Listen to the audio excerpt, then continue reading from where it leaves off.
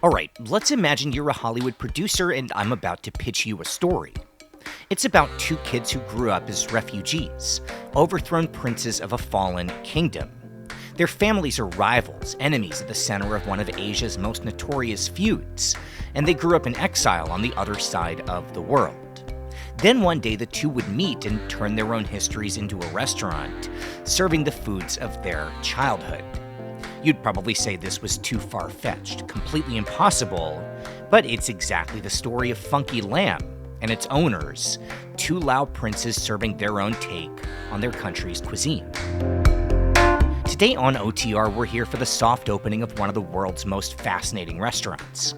We're sitting down with royalty, trying their family dishes, and feasting like invited guests in a long-lost palace. When you lost the country, when you lost your status, when you lost everything, what remains is only your tradition and the food and the people.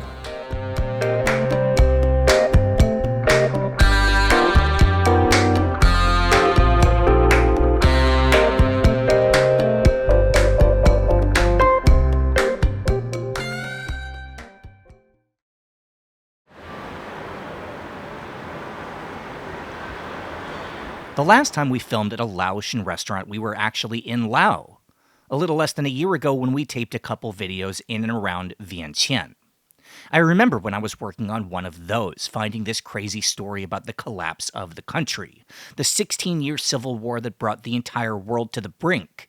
And the wild part was that it was fought between three factions, each one led by a different Lao prince: Boun Oum, Souvanna Phouma, and Souphanouvong, the Royalist, the Neutralist, and the Communist. Now, this was a fascinating footnote in history, but that's all it was, until this restaurant opened in downtown Bangkok, just over 2 weeks ago. Now, just go with me for a second. When that war ended, the Communists won, and Souphanouvong lived out his days as the hero of the new People's Democratic Republic. Nothing much is written or said about the other two, the ones whose sides came up short. And as for what happened to them, well, now let me welcome you to Funky Lamb Kitchen, a Laotian restaurant on the third floor of a warehouse here in Bangkok's Chinatown.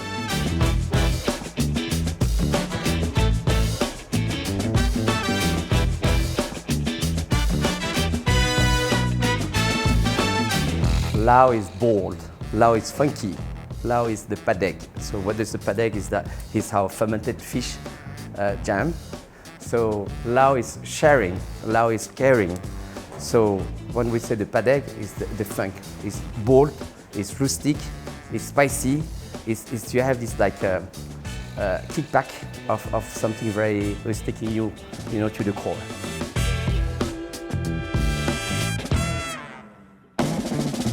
This is still on training wheels. Early days, the menu will evolve with more authentic dishes. But yes, please come for the food, stay for the stories. All right, our plan while we're here is to do both. Try the food and hear the stories of what might be the most unlikely restaurant we've ever visited, or at least the one with the most incredible story. The food that's served here is a one-of-a-kind fusion, Lao palace cuisine as remembered by princes who grew up in exile on the other side of the world. They all stemmed from a project that my dad had. I think as early as 2013, he was already devising on a royal palace recipes. So the project started in 2013. He started to write some recipe, write some menus, and then he passed away in 2016. And as he passed away, there was an outpour of testimonials from his friends, telling me who he was, what kind of life he had. And I realized he didn't really tell me what his youth was. So that outpour of testimonials got me curious on what was his life about. And so two things came at the same time, is the need to the need to make this restaurant happen, but also the need to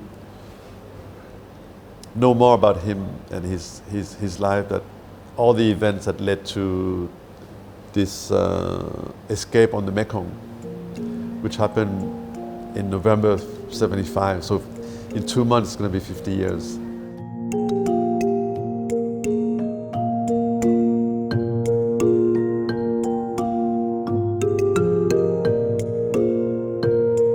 Near the end of the 17th century, the Lansang Kingdom was at its peak.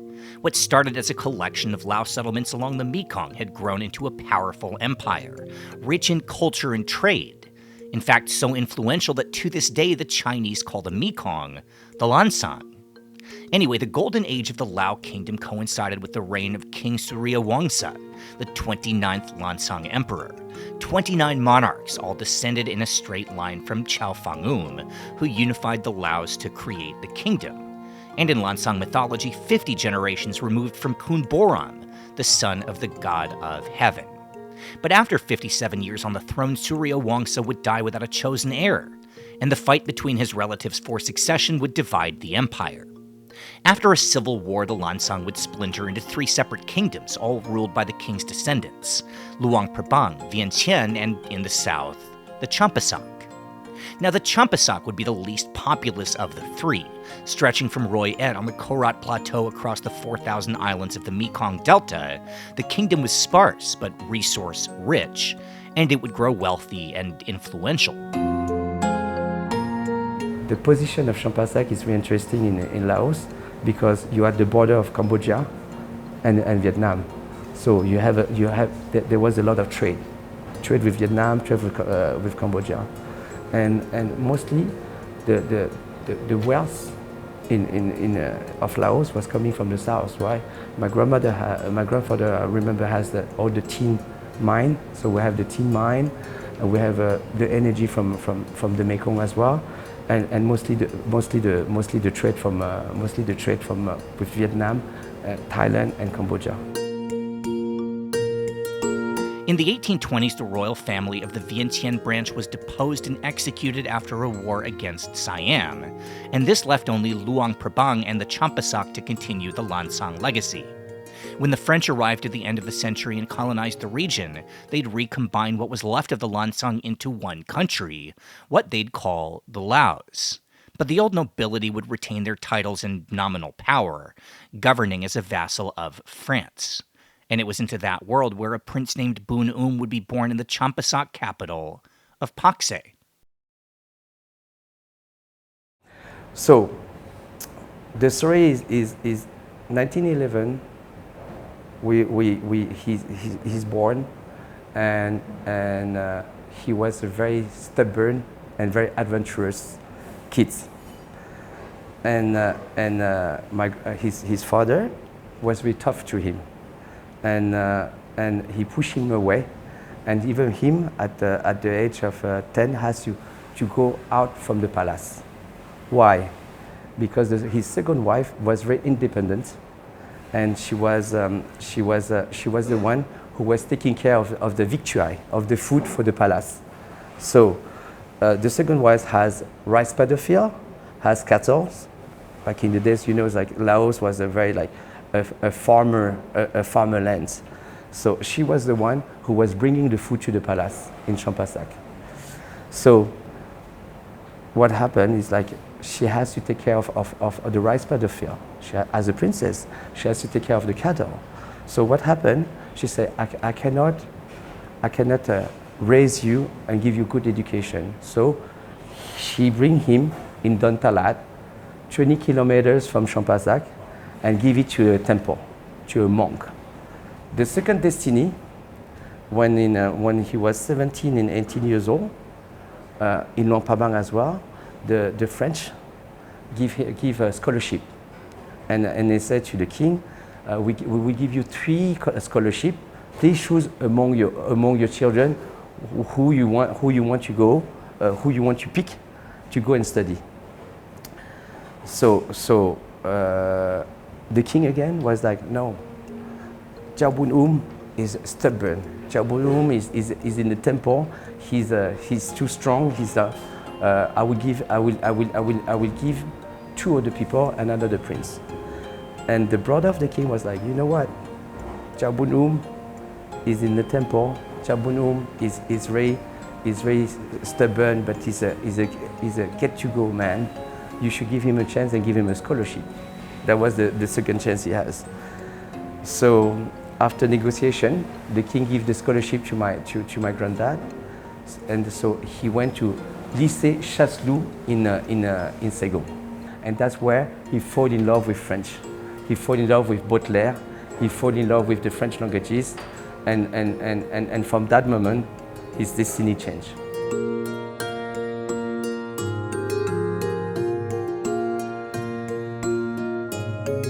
Prince Boun Oum built a close connection to the French. But at the dawn of World War II, France would be kicked out, overrun by the Japanese who would occupy Laos. When Japan invaded Southeast Asia, they were aided by Thailand, an Axis power under the fascist Pibun Songkram. The Thais agreed to help Japan in exchange for the Champasak territory and parts of Cambodia. So in 1941, the Champasak was, at least in writing, dissolved into a Thai province. Now, at the time, the Champasak leader, King Ratsadonai, was aging and in failing health, so Prince Boun Oum reached out to Paris and told the French he'd raise an army in their support if they would come back. When the war ended, France heeded the invitation, returned as colonists once again, and restored the old Lao national borders. But going back to the status quo was not welcomed by everyone. In the other Lao palace up in Luang Prabang, another prince named Petsarat was done with being a colonial subject. And so in September 1945, just a week after the Japanese left, Petsarat declared independence under the banner of the Free Lao Party. Who is your family?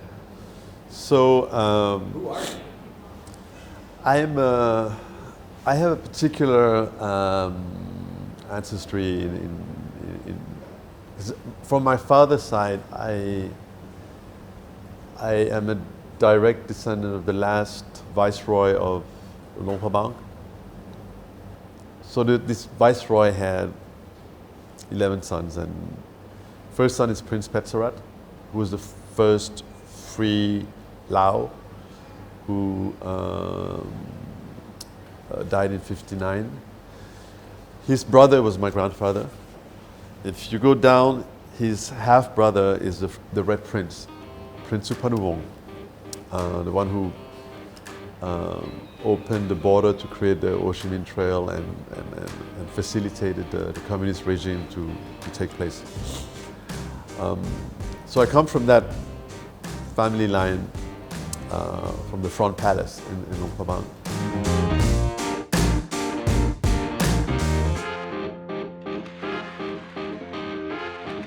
According to the origin story of the Lao people, in 698 AD, the son of Kun Boram settled a bend in the Mekong River, creating the first home for a people called the Laos.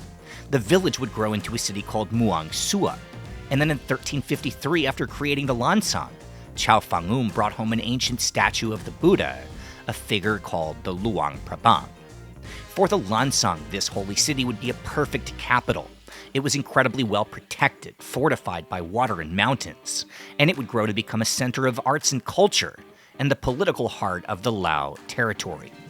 All around Luang Prabang, the northern Lao kingdom was wild and rugged, vast and impenetrable, with steep highlands and rushing rapids and the borders with China and Myanmar, and North Vietnam. Given its isolation and proud royal history, Luang Prabang would be a natural setting for a rise in Lao nationalism.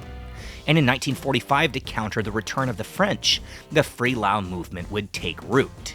And 1 month after declaring independence, Prince Petsarat was in power, overthrowing the French allied king. But just 6 months later, his new government would collapse, running out of money, losing public support, and retreating to Luang Prabang humiliated. The Lao Isara would fall apart as quickly as it had appeared. The leader of its military, Prince Souphanouvong, would flee the country, resurfacing 4 years later in Hanoi, Vietnam, alongside Ho Chi Minh. And with Prince Petsarat now deposed, his younger brother Souvanna Phouma would take over the mantle as the leader of Lao independence. So my grandfather Prince Souphanouvong the Royalist, was born in 1901. Grew up in Luang Prabang and then went to study in France. He was one of the first engineers. He studied engineering, bridge building, road, and with Prince Souphanouvong, they were the first Laotian to get a degree abroad. He was quite progressist in his way of thinking. He refused to marry a member of the royal family, which was the rule at the time. So when he found my grandmother, who was half French, half Laotian in Vientiane, it was quite provocative. So my grandfather he followed the steps of his brother, Prince Petsarat, who declared Lao independence when the French were defeated by the Japanese.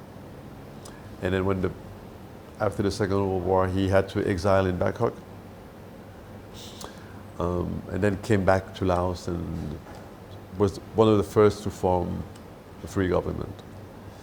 And then there was some rivalry with Saya's grandfather. And from 1961 to 1975, he was Prime Minister of Laos. The three princes, Sanya's grandfather, my grandfather, and the late half-brother of Sanya, who became the first president, was a prominent figure of this particular events in the 70s.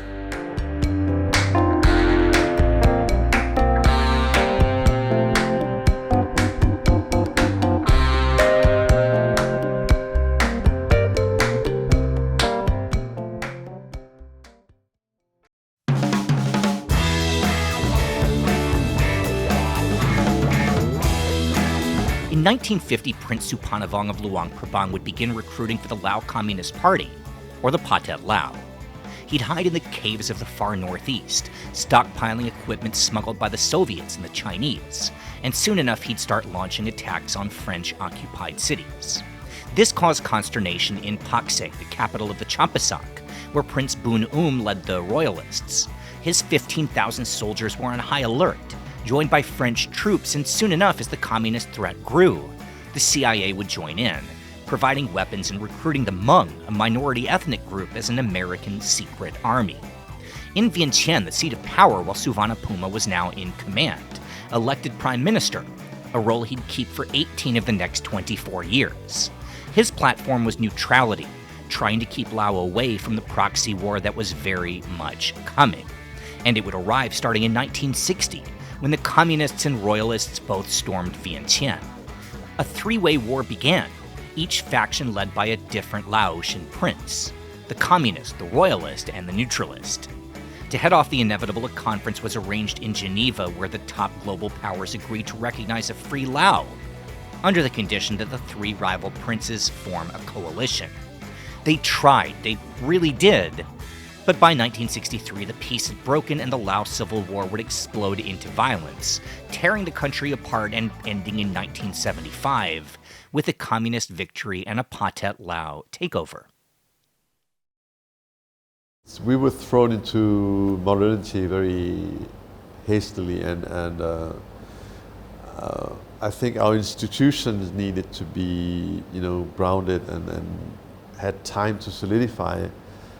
But the earthquake that the Vietnam War was to the country didn't help at all, and it shook a lot of our foundations. I think the monarchy should have been modernized before becoming a proper constitutional monarchy, everything happened so quickly. I mean, the war really didn't help at all. But yes, my grandfather and Red Prince were brothers, half brothers, and he escaped. He was in prison the Red Prince was in prison in Vientiane and escaped, God knows how. It definitely played an important role, the fact that they were siblings, and how the events unfolded. They were trying to get along, all of them, three, but it was very difficult for my grandfather to navigate in a neutral positions. And I think a lot of critics now, in retrospect, wish that he was a bit more decisive in one side or the other. After the change of regime, he stayed in Laos as an advisor to the government. He was able to travel again around in the early 80s. I have a collection of his visits in Paris. And then he passed away in 1984. So my granddad was condemned as a person non grata, and condemned par contumace. You have to understand, like the royal family as well. They went in the camp, and as well for Souvanna Phouma and my granddad Champasak, he was the prime minister. He was the symbol of the monarchy. So my granddad was as an ex-prime minister, as a former king of Champasak, has a choice to move to either France, either America, or UK. So back in the days, it was De Gaulle who asked my grandfather as Your Highness, where do you want to go? Churches as well. And Kissinger, Jeff Kissinger asked him to come to Hawaii actually.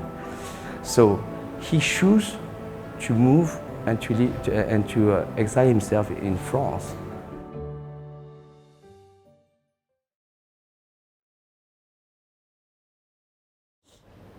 The change of regime happened. It didn't happen overnight, as in they did a coup d'etat, and it was a slow process. It took years to happen, in which you had like different coalition government evolving with more Pathet Lao members into the government through different events where Royalists and other even Neutralists had to step down and let Pathet Lao officials take over the power. So within the last year during 1975, they started already conducting what they call the re-education camps, where according to what kind of person you were, you would follow certain type of seminar. For example, my uncle was because he was aide de camp of my grandfather, Prime Minister. He wasn't really considered a dissident, and he had to go through a re-education camp that was only 1 week of the program of praising the virtues of Marxist-Leninism, but there were other camps where people didn't come back from, and they were like labor camps, and my dad knew about which one was a normal one, which one was like a hard one. And this is all like being researched still, but he devised an escape in November 75, because somebody told him that he was going to report to this camp, and he knew it was a labor camp. And then in 24 hours, he arranged a whole evasion, a whole escape through from a house south of Vientiane, where in the middle of the night he drifted on the Mekong River and landed in Nong Khai after 3 hours in the night. And in Nong Khai he arranged a group of journalists to greet him as he was coming out of the water, because back then he was afraid that the Pathet Lao soldiers would shoot him in the back. And you have footage, you have pictures of this, of how he was interviewed at coming out of the water.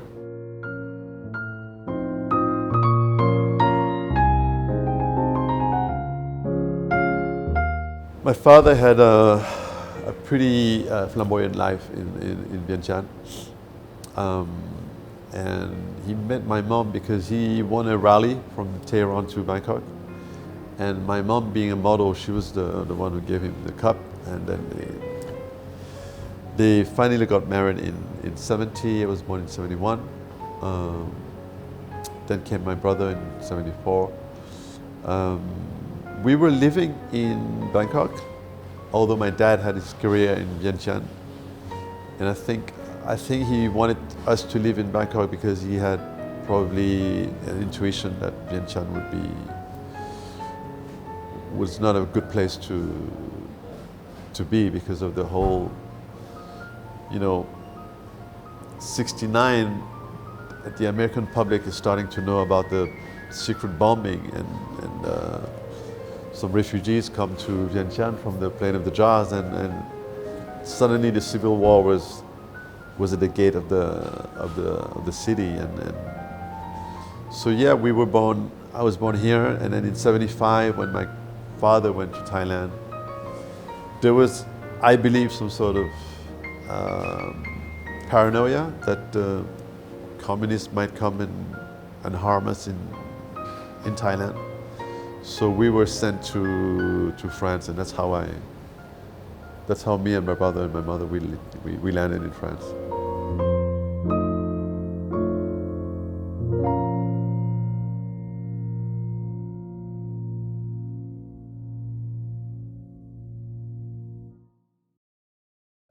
The last flight in the 70s, the last flight where my grandmother was one of the last flights coming from Laos with all the Laotian refugee, and he was at the Charles de Gaulle airport and was waiting for all the his Laotian friends to find a family to stay, to find where to stay, because you have to understand, we flee in a rush, and when they arrive in France, mostly those people who was flying was lawyers, doctors, was the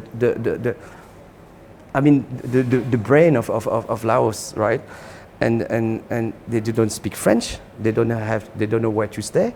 So he was staying there to be sure that the French government would help them to find a place.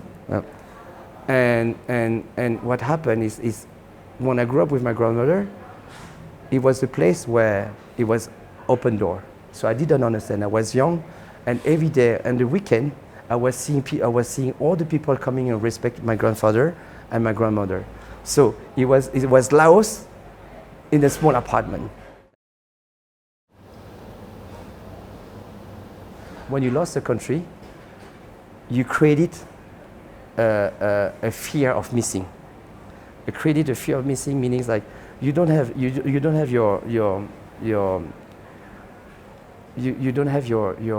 country anymore. So my grandmother, she put all her emotion and all her fear in what? In food. So she was giving love by food.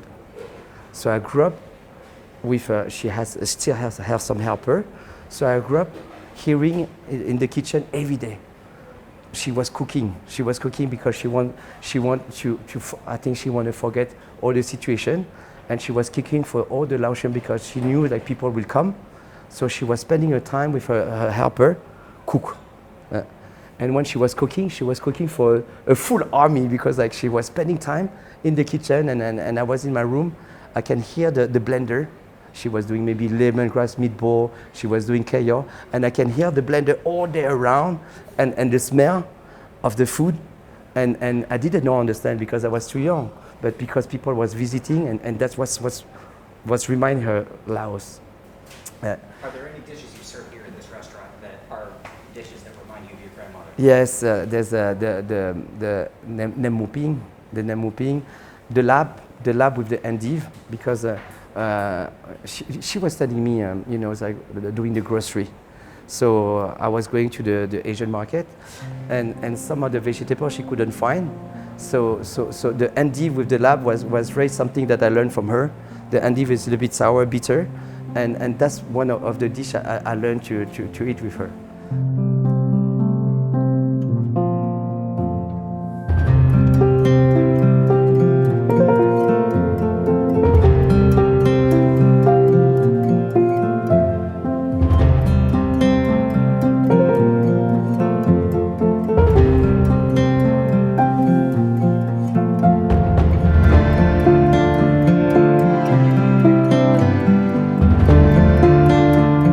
In France, people knows about Chinese. No one knows about Laotian.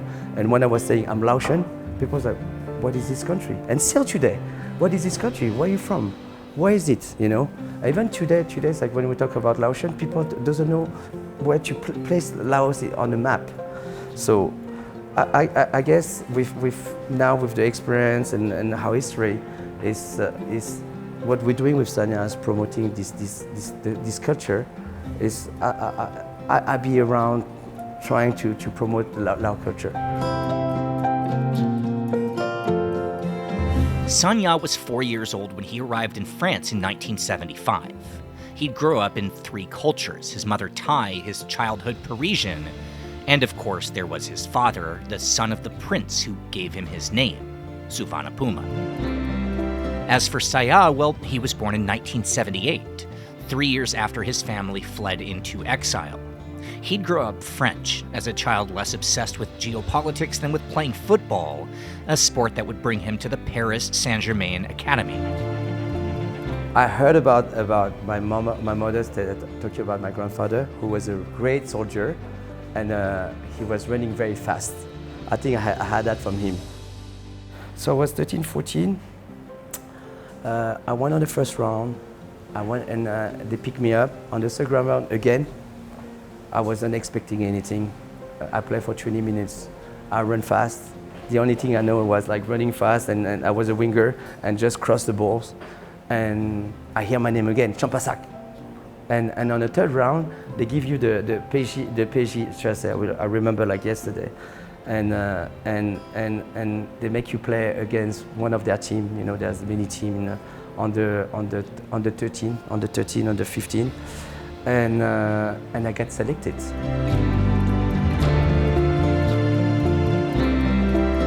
When Saya came to Thailand as an adult, his first focus was football, both playing and investing in local teams.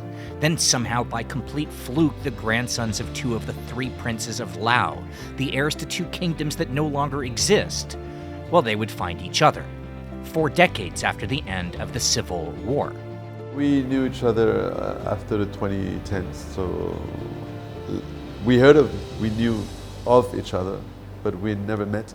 So you were both living in France at the same time, growing up? Pretty much the same time, pretty much very close by, but it's funny that the south and the north didn't collide until 2015. And it was instant, like we recognized ourselves immediately. And you met in Bangkok. Yeah. That's crazy. Yeah. I mean, I think it was written. Yeah.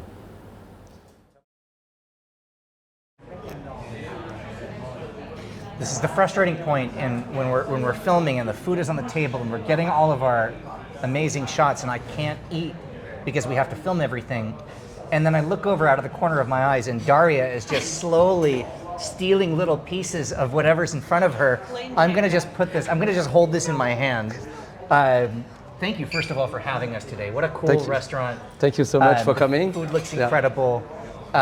This dried beef is one of the reasons I wanted to invite you to come over real quick before we eat. What a story you were telling me about this. So again, it was like the beef jerky is actually like my grandmother used to dry it in the laundry next to the clothes, and like the French was coming at home and they were looking at me like, you guys are Asian. What's wrong with you guys? Like hanging some beef jerky in the laundry. So that's why I realized like I'm not French. I'm different from them.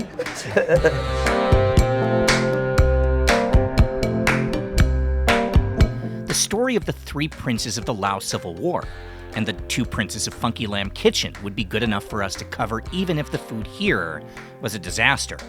But it's not. Backstory or otherwise, this is one of our new favorite restaurants in Bangkok. Maybe that shouldn't be a surprise. While Saya focused his path on football and other pursuits, Sanya moved to Bangkok in his 20s and quickly became a pioneer in the city's F&B.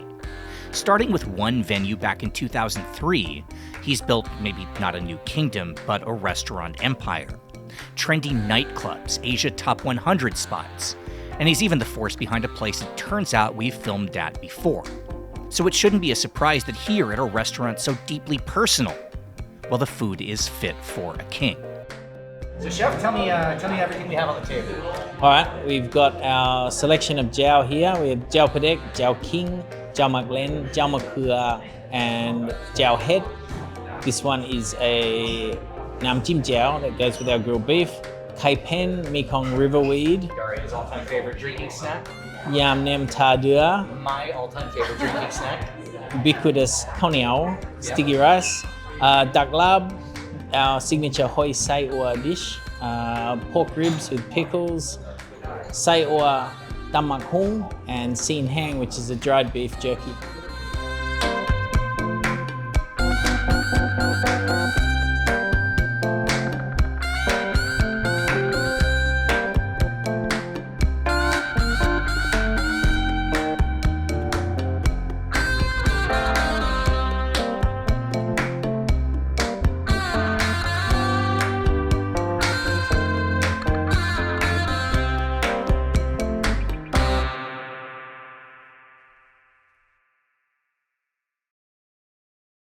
When was the first time that you actually went to Laos? So Laos for me is Luang Prabang. I'm still waiting for an invitation from Saya to visit Paksay. But for me, Luang Prabang, being the town of my ancestors, it's the place for me. I mean, When did you go for the first so I think when I was a kid, I went there many times. I have very few recollections of it. That being said, I came back for the first time in my adult life in early 2000, and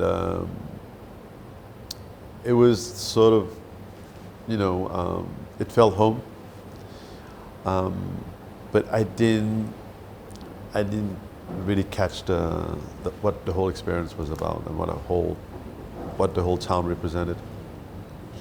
Now I'm very lucky to work in to assist in rebranding a hotel in Luang Prabang, which is called Résidence Puvao,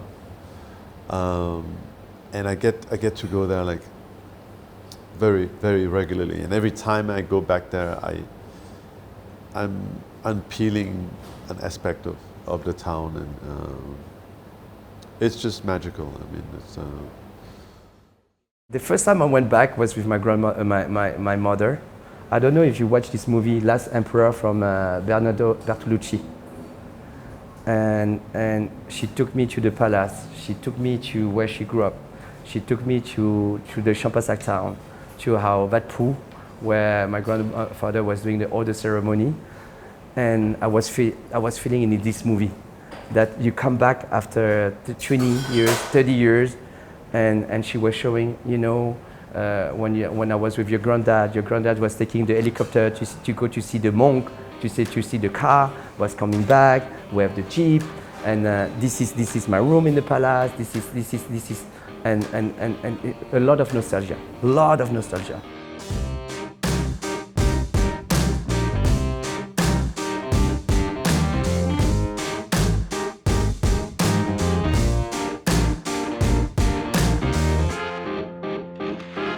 Luang Prabang has changed over the past years tremendously without losing the charm, without losing that beautiful facades.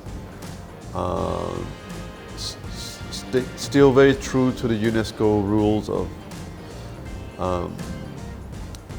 in the main town. A lot more restaurants, a lot more bars have opened.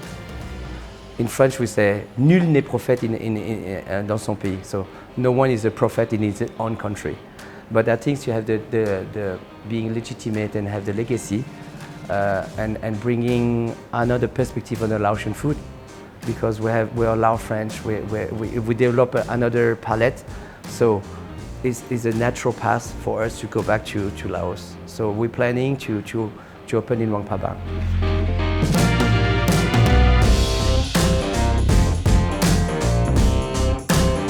Subscribe to the channel for more from OTR. Thank you so much to everyone who supports us on Patreon. It really helps to keep us going. Find links below to our Patreon and social media, and we'll see you soon.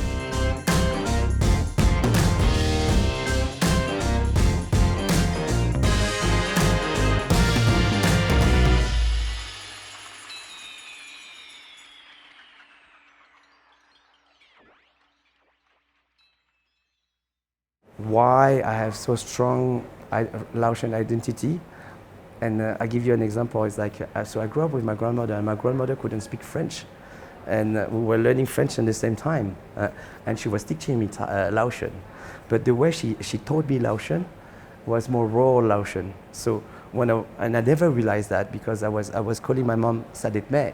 Sadet Me means Your Highness, and every time I was telling her yes, the doi, I was like doi kanoi, doi Sadet Me. So she gave me these Laotian raw languages that without knowing it. So when I was coming back, the first when the country started opening, and because we were kind of blacklisted for quite some years in the early 2000s, I was going back and see my cousin and talking Laotian, and people was looking at me like, you're talking middle-aged Laotian right here.